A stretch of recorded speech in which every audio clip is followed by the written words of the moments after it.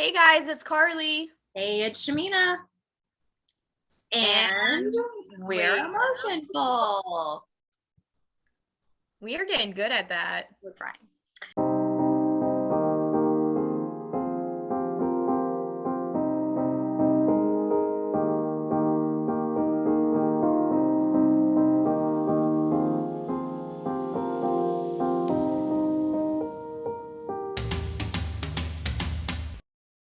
Okay, so today we have a very special guest with us, so please allow me to introduce her.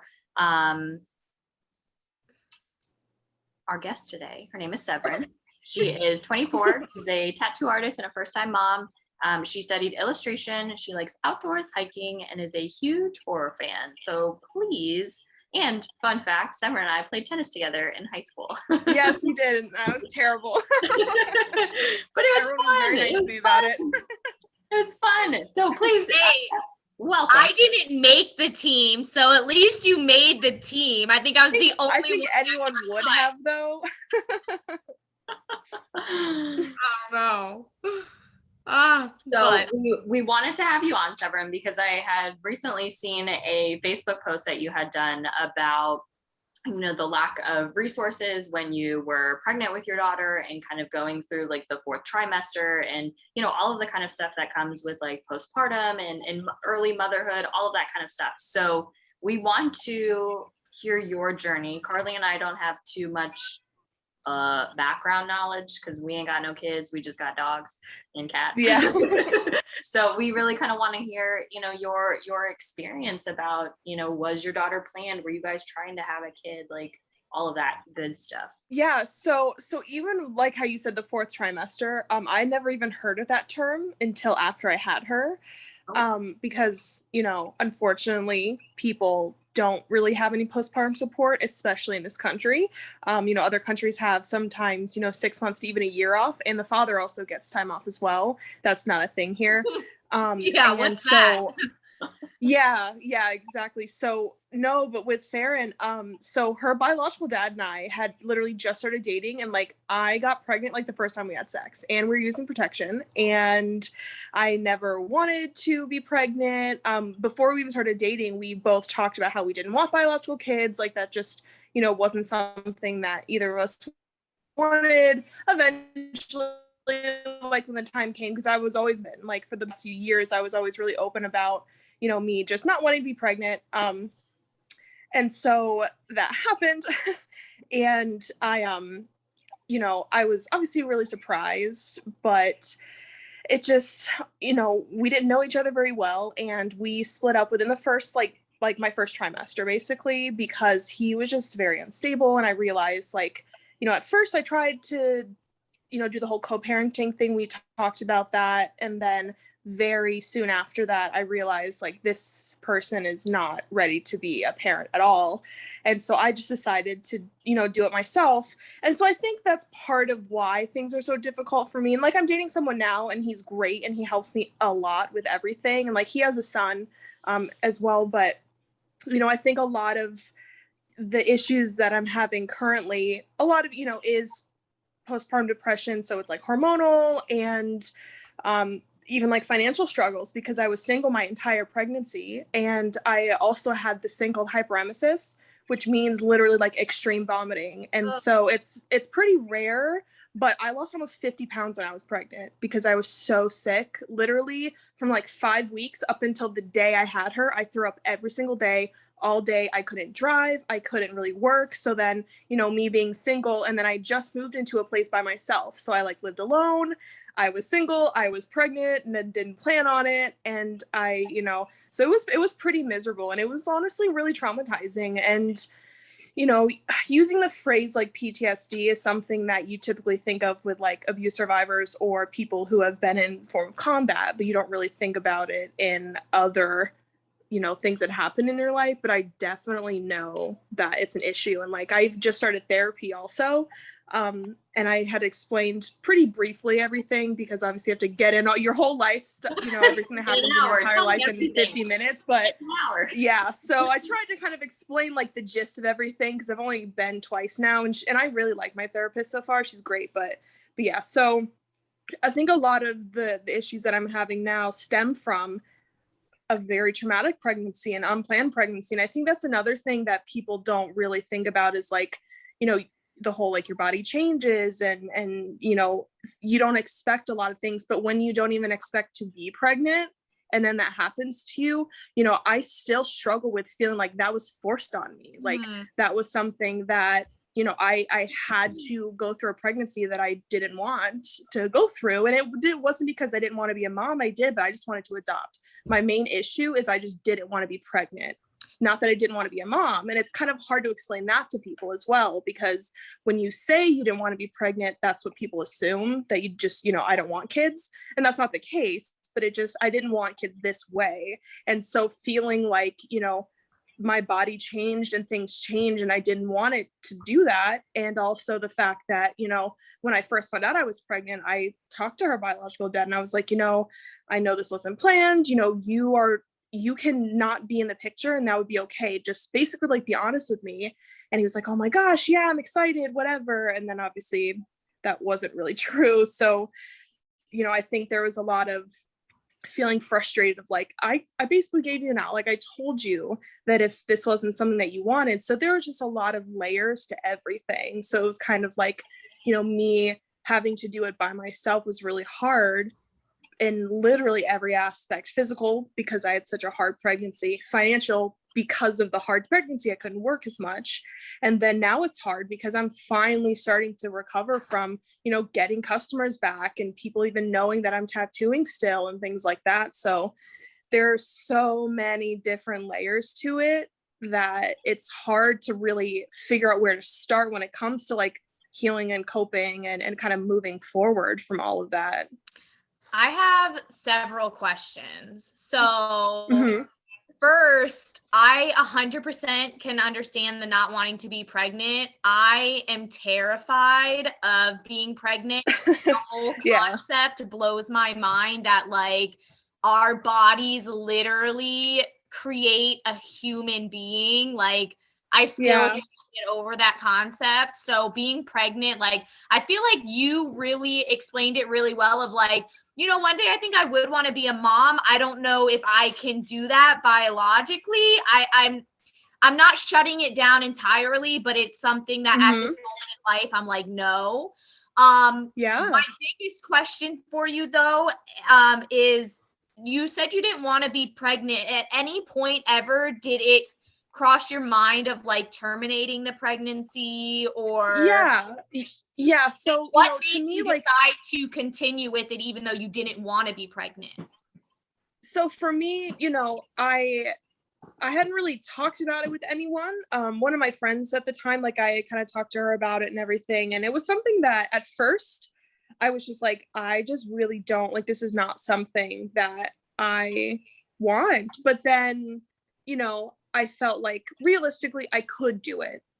And I was kind of like, you know, I didn't feel like forced to though. I didn't feel like, you know, well, it wasn't because I didn't want to get an abortion. It was more so because I really thought about it and was like, you know what, at this time, it is something that I can do. So I'm going to, but I still think that, you know, like for other women, that is an option and that is completely okay if they decide to do that. And it wasn't, you know, I only didn't because I felt like I was able to continue with the pregnancy. I didn't think that it was, you know, like it wouldn't have been wrong of me to have an abortion or even, you know, adoption. But I think that's why a lot of people don't do it, because they feel like, well, I want to, but I can't. That wasn't how it was for me. It was just more, you know, I felt like, well, you know, this is scary, but I can do it. So then I that's why I decided to ultimately.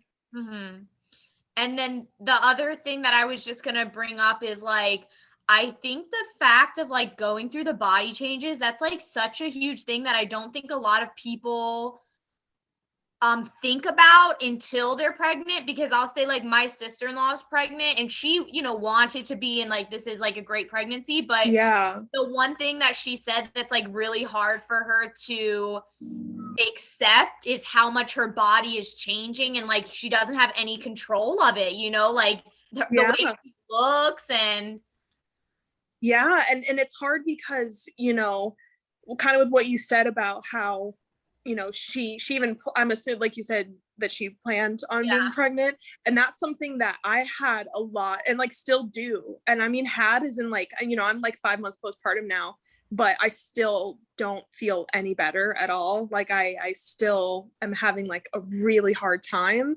And, you know, I'm having a lot of resentment almost because it's like, this person got me pregnant. He does not give a shit. He is like living his life, not caring, you know, unfortunately, like making me out to be kind of like I'm crazy and things like that. And I don't have any contact with him, but of course, mutual friends like talk and stuff. And so that was one thing that was hard for me of like, you know, my body is completely changing. And with my mind, it's like, this is why I didn't want to be pregnant. Like I knew this was going to happen. I've had issues with depression, anxiety since I was young. And, you know, and feeling like basically I'm just this like vessel to create this person. And then it's difficult too, because it's like, you know, you're asked how you're doing when you're pregnant. And then once you have them, it's like nothing, crickets, nobody gives a shit. Doctors don't care. You have your 6-week checkup and then that's it. Mm-hmm. You know, they really don't care. So it's like you literally, and just in my experience, like I feel like I was just this vessel to like carry this child and that's it. And so I had a lot of issues and still have issues with like, you know, my body changed so much and I didn't want that. And so it's hard for me because it's a very circular feeling that I can't move past of like, I'm frustrated and I'm upset and all these things. And it circles back to, and I never wanted that to happen. So it's kind of difficult because, you know, I feel as though it's even more difficult because I was like trying to prevent it too. So that's another thing that's hard because it's like, I didn't want this. And so for me, you know, there are things that I literally never even thought about. And especially because I was so sick, I lost a lot of like muscle. Like I used to be like pretty fit and like, you know, my body looks totally different now. It's something that I like don't recognize at all. And then again, it circles back to, and I never wanted to be pregnant. Mm-hmm. And I felt a lot of shame with saying that for a really long time, but it's like, I shouldn't feel bad about that. You know, there's no reason for me to feel bad about me saying, you know, I never wanted to be pregnant in the first place. And now my entire life is totally different. Oh yeah. I was just going to say one thing of like, I feel like sometimes women feel bad saying they don't want to ever be pregnant because it's like, that's what, you know, society makes you feel like if you're able to have kids, you should be having kids. Like you should, not? Yeah, you should have 5 kids. Yeah. Yep. It's like, no. Well, yeah. And it's interesting. I saw a post the other day. My friend had sent me this woman's Instagram. I can't remember the name of it, but she showed she has like over 2 million followers, I guess. Like she's really popular. And I think she has like 3 or 4 kids and she either just had a baby or she's either currently pregnant. But I saw something and she made a post basically saying like, you know, you praise my body when I have a baby and then shame me once I don't have the baby in my body anymore. And it's like, that's so true. How many models do you see with stretch marks or with even like cellulite or, and I hate to say it, but like I hate the phrase mom body. That bothers me so much because to me, it's like, okay, so before I had a child, you thought I was attractive, but now I'm like attractive for a mom. Like that puts me in a totally separate category of human being where it's almost like I can only be so attractive in your eyes because I have extra fat and my body is different and I have stretch marks. And for some reason, it's like, you know, we don't praise women for having children. We think of them as like worn out and tired and stretched out and all of these things. And it's like, even in movies, how many movies have you seen where it's like the man cheats on his wife with his young secretary because his wife just had a baby and now she's not attracted to him anymore. Mm-hmm. And it's like, it's perpetuated all over the place and it's so unhealthy and it's so frustrating.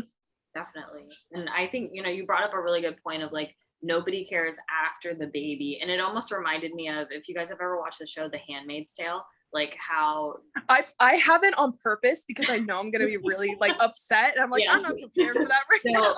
The show basically, but I know the gist of it. Yeah they have women who are specifically designed, their, you know, handmaids to have children. That's it. And so I know for me, like that, I really struggle with body image, and I've always struggled with body image throughout my whole life. And Carly and I talk about like not wanting to have kids all the time. And so I know for me, like that's a huge one because just even even from like high school until now, like obviously my body looks different. I've gained weight, lost weight, all these types of things. Yeah. And I have such a hard time accepting the way that I am now. And I could not even imagine having a child, because I feel like my anxiety would go through the roof just because of how I looked. And that, yeah, you don't even like saying that, you know? Well, and that's another thing for me that was really difficult is like I had issues with an eating disorder when I was in high school. And so being so sick during my pregnancy, I didn't think about it then, but then afterwards. So I lost about 50 pounds when I was pregnant. And then I dropped like 15 to 20 pounds in like 2 weeks after having her.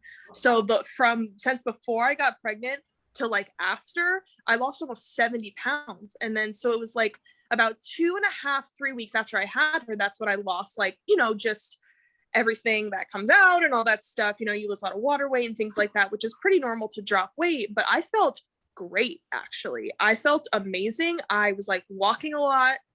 I started walking like the day I came home from the hospital, just because I wanted to make sure I was still a little active and things like that. But I was really happy because I was like, I'm thinner now than I was before I was pregnant. Like I had stretch marks on my stomach, but I didn't mind at the time. But honestly, I think I was just kind of riding that euphoric high of just having her. And it is hormonal. And, they have the baby blues thing, which is typically around 2 to 3 weeks after. And at first, once my mood dropped a lot around 2 weeks, I was like, oh, this is pretty normal, whatever. But it just continued to get a lot more severe. But like you're saying with the body issues, it was only 2 weeks, but that time was literally the only time in my entire life where I was very happy with how I looked. And so I think one of the reasons why, I got so upset is because I started gaining weight back. And that really bothered me. And that kind of sparked like, I was trying to lose so much weight for so long and in a healthy way. And then it actually happened. I dropped, 20 pounds basically overnight. I remember stepping on the scale in my mom's house and being like, I just lost 10 pounds from yesterday. Like it was insane. And so, that was an adjustment too, because now I feel like I'm having a difficult time because I've gained like 15 pounds since then. And obviously I don't like that. So, I realized, I was telling my boyfriend that, like I'll go out and if I don't have Severin with me, in my head, I literally think, I wish I could just like tell people I just had a baby, because then it would make sense as to why I look like this. And like that, like thinking about it actually like hurt my feelings like for myself, if that makes sense, because it's like, I shouldn't have so much anxiety about how I look that I wish I can literally just be like, I just had a baby, everyone, this is why I look the way I do, because almost like that should be a reason. And then people be like, oh yeah, she looks bad because she just had a baby. So that would make more sense, rather than I'm just naturally looking this way. And I realized that that's like so harmful, but I just can't help it. And it's really hard. And it does cause a lot of anxiety, definitely. So, and it's like when I have her with me, it's almost like I feel less anxious, because then I'm like, oh, well, people will see me be like, oh, she just had a baby, that's why she looks the way she does. That makes sense. Justification, which is like not, but that's also not okay. Like that's really unhealthy and very like sad, because I think that literally every single time I go anywhere. Mm-hmm. So has your relationship about, I guess relationship is the right word, like about your pregnancy or your body or just kind of your emotions in general, has that changed at all since you have had your daughter and establishing, this relationship? Because everybody always says like, oh my God, your whole life is going to change after you have a baby and everything will be wonderful and amazing once you see their little face. Yeah. So, when I first had her, so my actual like birth, like my delivery was great. I would not change one thing about it. I think that I'm very lucky. So I went in on a Monday because I was actually induced. At 37 weeks, my doctor was like, listen, I know this has been terrible for you. Like she's developed enough, like she's healthy. She can come out basically now. But at the hospital that I delivered at, they wouldn't do it until 39 weeks. So at 39 weeks, it was so funny. My doctor was like, oh, we can do Monday the 25th. How does that sound? And I'm like, okay, I guess that's fine. That's just when I'll have her. Okay. And yeah, it was such a crazy thing. And it sounds silly, but I'm like, do I want her birthday to be on the 25th? Does that sound right? That was like my first thought for some reason. But, and so, I was induced, and I thought it was a great experience. And so it was something that I went in. They give you multiple medications and stuff, and I was there for almost a full day until I was stuck at like 5 centimeters for a while after they give you a pill to like ripen your cervix to just kind of push things forward, but not too quickly, because that can be kind of damaging. It could make your heart rate change and stuff like that. But I had an epidural as well, because as soon as I found out I was pregnant, I was like, give me all the drugs you have. I don't care. Like, I just want this to be as easy as possible, because I had a huge fear of actually pushing for a long time. My biggest fear through the entire thing was just tearing. I was terrified of that. To me, the idea of tearing and then anything with my body in the same sentence was like, I don't even know how to handle this. This is awful, especially again, circling back to like, I never wanted to do this. Like, and it's hard because you have to. There's literally nothing you can do, because this baby has to come out at some point. No matter how scared you are, no matter how much you don't want to do it, she has to. So that was really hard too. But so, I had a great delivery, and I got an epidural, and that getting the epidural to me was like the most painful part of the whole thing. And, I was induced, and then the next day I had her like 10 in the morning. So that was a great experience. I just stayed that night, and then went home the next day. And so for me, I remember, having her, they actually set up a mirror so I could see everything, which I really liked, because it helped me feel a lot more control, because I couldn't feel everything the same way, because I did have an epidural that I felt a lot more control of when I was pushing and things like that. But, all the things that I was worried about in the moment, it's totally gone. You're not even thinking about that. And then it is like a movie where as soon as you hear her cry, they hand her over to you. And my mom was with me. She was actually holding up like one of my legs the whole time. And I thought that was great. Yeah. It was like my awesome nurse that I had, and then my mom, which was like, you can do it. You're awesome, whatever. And it is true though, where it was like, they handed her to me, and it really is just so amazing, because you want to know what she looks like. And so I saw her, and she does look a lot like me. And so it was so crazy. I looked at her, and it was like my brain couldn't process the fact that there was like another human being who looks exactly like me now, because I don't really look like either of my parents necessarily, and I don't look like my siblings either. And so for me, it was like my brain could tell that I was looking like in a mirror, basically. And that was really weird. But I remember once she was like cleaned up, and they send you over to a separate room for a postpartum care. And I remember looking down at my stomach for the first time, and you still are pretty bloated. You still look about 6 months pregnant most of the time once you have her. Sometimes people still look that way for weeks afterwards. But just the fact that I wasn't like a watermelon huge anymore, the fact that I was just even slightly smaller was like, okay, this is fine. I kind of look normal now. But and that's the thing that is difficult, because in the moment it feels amazing, and then you kind of ride that euphoric high for a week or two, and then that's kind of when it starts setting in. So for me personally, I think because I have a lot of resentment from my pregnancy, that me having a good relationship with her, and like me seeing her smile and laugh, and she's starting to babble now, and she's hitting a lot of milestones, even though I enjoyed those parts, that doesn't, for me personally, like take away from the negative parts though, and I think there's a lot of like toxic positivity that's around postpartum, because there's one end of the spectrum where women say you should never hate how you look because you just grew a human being. And it's like, okay, but what if I do hate how I look? I'm not wrong for that. And then there's the women who, unfortunately, and I hate to say it, but like they say you look amazing, you look great, but they don't have stretch marks, they didn't gain weight, so it's kind of like they don't know what it feels like to be bothered by all that stuff.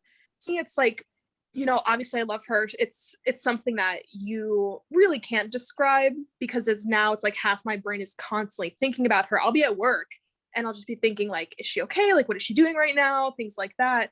But how much I love her doesn't change how much I don't like my body, and just how I feel too. It's all emotional as well. Definitely. And I think it's fantastic that you're so open about like talking about this stuff. Cause I know when I had messaged you, I was like, I would love to have you on the podcast. Like, would you be willing to? Yeah. And you're like, yeah, absolutely. And then the fact that you're also willing to get the help, like going to a therapist, being able to like have a space to process all of the trauma of the pregnancy. And my sister-in-law, actually, when she had my niece, she had a very difficult pregnancy. She had horrible morning sickness all throughout the pregnancy. She was losing weight as well. Like it was not a good time. She might have had the same thing. Yeah. Yeah. So it was definitely not a great time at all. And so, you know, even she's like, I'm never having another child again. Like I cannot be pregnant kind of thing. And, you know, right after. And so it can be, you know, I really like how you said that the pregnancy itself can be extremely traumatic. And, you know, trauma isn't just like abuse or, you know, going to war, coming back kind of thing. It can be having a pregnancy or even the birth or whatever that kind of looks like. And so I think it's amazing how transparent and authentic you are being able to like talk about these things. And it is difficult because I think if this was me even a few years ago, I would not be able to be this open, you know, but now it's kind of like, I do get frustrated because I feel, you know, we all know that when you go on social media, those are like the best part of people's lives and those are the happiest that they are and things like that. But I also think that now it's almost like in order for people to try and feel better or make other people feel better, there's a lot of toxic positivity of, like I said, the people who are like, you should never feel bad, you know, don't care about your stretch marks, your body was you know, amazing, women are amazing, whatever. And I think that that's good in some ways, but again, it's too far on one end of the spectrum because it's not transparent. And it's okay to say like, today I woke up and I literally don't want to be around my baby. And there's nothing wrong with that. Like, as long as you're open, as long as you're aware of your own feelings. And that was one thing that I had a really hard time saying to my boyfriend. And I had said to him, like, sometimes it's difficult because I don't want to hold her sometimes. And I feel awful. And part of the issue with postpartum depression is like, you have a hard time bonding and there are things where you get very upset and there's so many different reasons. But for me, you know, the fact that, and it's hard because I'm not really like an open person in general. Like I've always been kind of reserved, I've always been kind of quiet. And so for me, I do think it's important though, because especially, you know, it sounds silly, but like with my job, you know, I feel like when you have a job similar to mine or in the industry that you do, people on the outside think, you know, oh my God, that's awesome. She must have an amazing life, things like that. And it's kind of not realistic. And so for me, I wanted to show that, you know, every person goes through a different experience. And just because, you know, things look a certain way on the outside doesn't mean that's how it actually is. And I think that if we were more open about it, people would feel less guilty about going to therapy. And the only reason I didn't go to therapy immediately, like I wanted to be in therapy when I was pregnant. Like I knew that I needed help. I knew that I had to do something, but I literally couldn't afford it. So that was the only reason I didn't, because, you know, I was having to do everything by myself. So it was really difficult. But yeah, as soon as like I was financially stable enough and felt comfortable, I was like, I need to go. So I found a place immediately. And it's easy to say, well, you just need to go to therapy. But again, then there comes a difficulty of like, not everyone can afford it. And I don't go as often as I want. I go like every 2 weeks, but I would go once a week at least if I could. But, you know, but yeah, so I do think it's really important to be open because, you know, the majority of people have similar experiences, but they don't feel like they can talk about it. I was just going to say, like, I think that's exactly what it is like, I feel like there's a lot of people probably out there that feel the way you feel, but it's so taboo to say those things. And so it's very taboo. Yeah, so it's kind of like, well, you stay hush and then you kind of go through this. But I think it's almost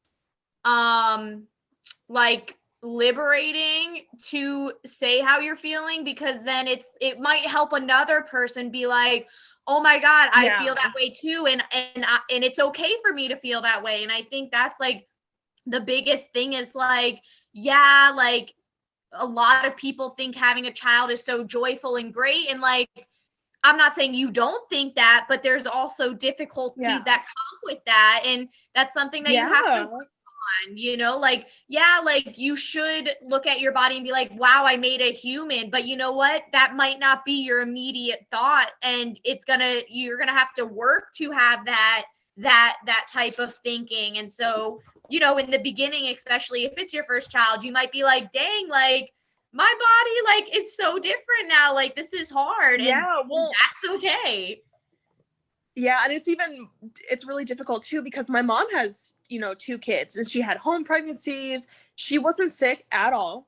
She has 0 stretch marks. She doesn't look like she had kids. So it's hard because I definitely compare myself to even my own mom who just happened to be that person who just their body didn't really change. It kind of, the bounce back thing is outrageous and inaccurate and pretty disgusting in my opinion. But it's a very commonly used term, unfortunately, but she did, like, she really didn't, nothing about her physical appearance really changed very much.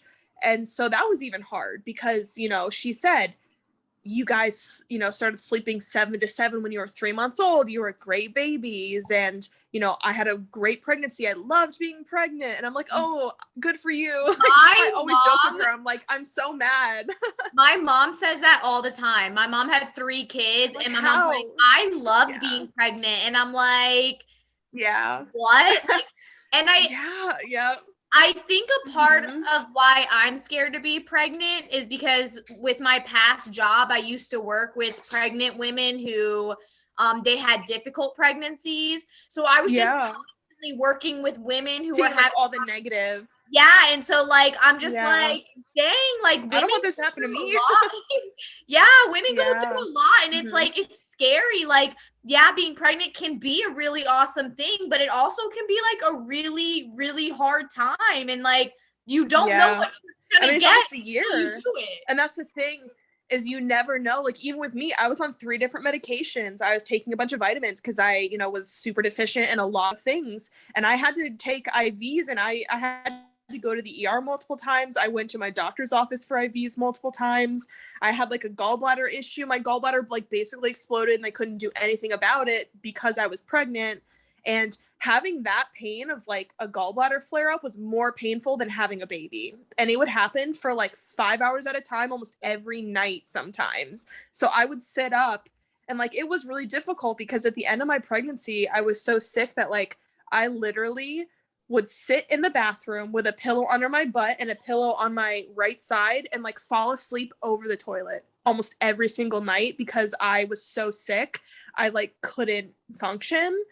And that's, being like sick with the flu heavily for like a few days is terrible, but it's like that. It was like that for me every day for like almost a year. And then I was so huge that like I didn't take hot showers my entire pregnancy because I was so sick that the hot water would make me like pass out. So there were so many different things that I just felt, and it was hard because it was like, what else can go wrong? Like realistically, like what else is there, that could happen? And that's how it felt. Obviously, I know that's a little dramatic, but when you're super sleep deprived and like you can't function, I couldn't drive. I literally had to like crawl to the bathroom sometimes. Like it was really hard. And then when I hear other people who are like, oh my God, I loved it. I was never sick. I was glowing. My hair grew, blah, blah, blah. And I'm like, oh, my hair's falling out. So that's good. But so it's hard not to feel resentment for me. Like it is like, I literally have bald spots and I'm like, oh, now my hair is falling out. Thanks, Severin. But yeah, so it is hard not to be resentful sometimes. And it's like, I'm so glad that other people have a positive experience, but I can honestly say that I'm mad that I didn't, honestly.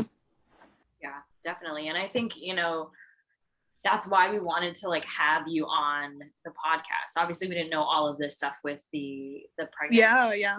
But I think I can't even remember what you had written about on Facebook, but I really gravitated towards it. And so I was like, ooh, like I want to talk about this a little bit more. And so and just being like open and it's like, it's okay to be open, but it's also okay if you don't feel comfortable being open. Like, and I think that's why the people who are okay with being open about it, they can kind of, and I don't want to say that I like help other people because I don't know. I think me just, talking about my experiences, my goal is to make sure that I'm being open and authentic and all those things. But if someone does read it and they're like, oh my God, I had that same exact experience, and it makes them feel better because someone else had that experience, like that's great.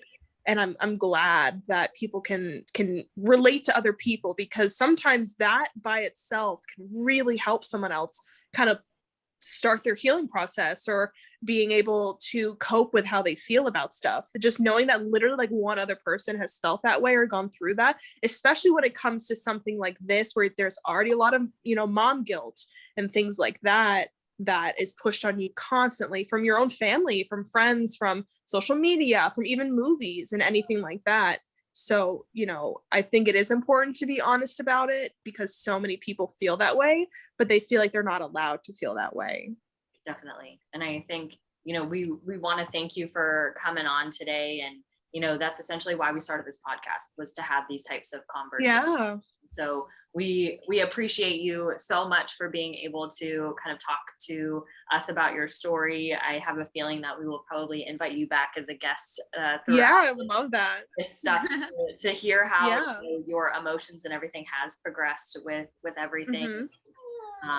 I really enjoyed being able to listen to kind of your story and the opposite end of the spectrum, because we do hear so much about the positive stuff, and it's almost refreshing to hear like about the negative side of things. And so because it's more like realistic. Yes. Yeah. Yes, definitely. So thank you for taking the time. I know that and thank you for having me too. Had to get childcare for it too, so we appreciate. I know, and that's the thing. And I'm like, oh my gosh, she's gonna be crying the whole time. This just shows exactly my life. but yeah. Well, thank you. Yes, I also appreciate it. I think it was a great conversation. Definitely. So we will talk soon. Awesome. Thank you. Yeah, thanks. Bye, guys. Bye. Bye. So we want to shout out to our patrons: Therese Gallagher, Kevin Gallagher, and Joanne Stewart. Thank you all for contributing to our Patreon and being our patrons. If you are interested in becoming one of our patrons, don't forget to check out our Patreon. Okay, Blue. You want to be a patron too? No problem. We will make that happen. A good one. That was a good one. Are you guys feeling full yet? Are you? If not, we want to hear what your thoughts are on pregnancy, being parents, postpartum, and from all angles. So not just the woman's perspective, like we want to hear back from our male listeners too. So what are your thoughts? If you don't have children, are you interested in having children? If yes, why? If no, why? Let us know.